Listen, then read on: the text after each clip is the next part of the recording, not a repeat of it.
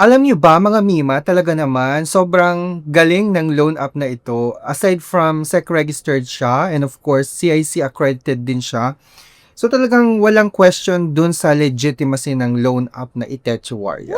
So nung una, siguro mga 2 years ago, nahihirapan akong mag-apply ng bonggang-bongga dito sa app na Itechuaria. Kasi medyo hindi pa siya ganun kakilala si loan app na Itechuaria. Pero pinagbigyan ko siya, tita. So I tried to apply siguro last year. Medyo na-dismay ako ng very light kasi hindi ako na-approve. Hindi ko na rin nasisi ang aking sarili because mababa naman talaga ang aking credit score ayon sa aking credit report at that time. So, talaga naman, hindi ako nawala ng pag-asa. Then, this year, tita, so nakapag-sign up ako ng One Hand. Yes, si One Hand, nakakaloko. So, I have an account with One Hand. So, na-approve ako late last year, actually. Na-approve ako ng small amount muna. Siguro nasa 1,000.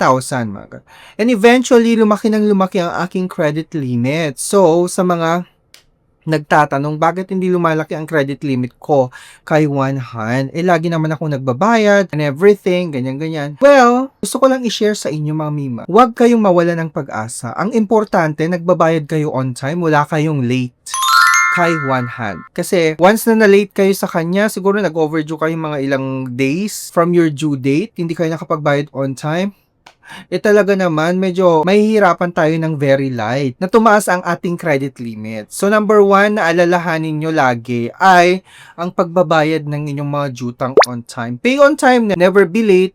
Kung malilate man kayo, magsabi kayo kay One Hand. Kasi tatawag naman sila, magre-remind naman sila sa inyo, may robocalls. May robocall kayong matatanggap and magre-remind sa inyo. Huwag nyong i-disregard or deadmahin yung mga tumatawag sa inyo from One Hand. Kasi a day before or 2 days before, doon lang sila tatawag. Hindi sila yung araw-araw tatawagan kayo para lang mag-remind ng payment ninyo on that due date. So, isang beses, dalawang beses lang sila tatawag sa inyo to remind. Yun ang kagandahan din ni One Hand, kaya hindi ko mabitaw-bitawan itong si One Hand. Mantakin nyo, 25,000 pesos ang aking credit limit kay One Hand. Kasi nga, bakit nyo na-achieve yung goal na yan, Team Marcos? Paano nyo na-achieve yan? Bakit? Eto muna, sasagutin ko kayo, bakit ko na-achieve yung ganyang goal? O di ba, may ganun tayong goal, di ba? Bilang isang jutangera, syempre, responsable tayong jutangera. Okay? When I say responsible jutangera, alam ko ang aking ina-applyan. Alam ko ang terms and conditions ng aking ina-applyan. Nagbabasa ako, malinaw sa akin yung kanilang interest and everything. Talaga naman si One Hand ay masasabi kong go-to app ko na siya. In times of difficulties talaga naman, kung kailangan ko ng kaperahan na mauutangan, di ba? At gipit ako. Pecha de peligro, wala akong malapitan kasi ang hirap-hirap din naman talagang umutang sa mga tao. Lalo sa mga kakilala natin, ang dami-dami nilang nasasabi. Kaya, perfect sa akin itong si One Hand, mga Mimaria, kasi sobrang liit ng kanyang interest. Very flexible ang kanyang payment terms. Talaga naman, up to 6 months na ang aking payment terms. Talaga naman. So, pwede kong gamitin yung One Hand credit limit ko multiple times as long as I have available credit limit. Let's say meron pa akong existing loan sa kanila, hindi ko pa nababayaran, pwede ulit akong jumutang as long as meron akong available credit limit.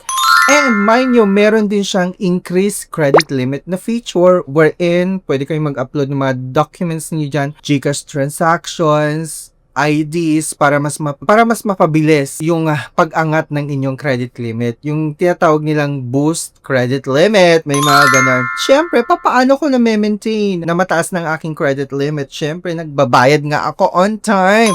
So, a day before pa lang, nagbabayad na ako at syempre, sinasagot ko yung payment reminders na tumatawag sa akin galing mismo kay One Hand. It's like an AI na tatawag sa'yo, magre-remind sa'yo. Tatanungin ka kung makakapagbayad ka tomorrow, kasi tomorrow na yung due date mo. Sasagot ka lang ng oo o hindi. Ganun lang.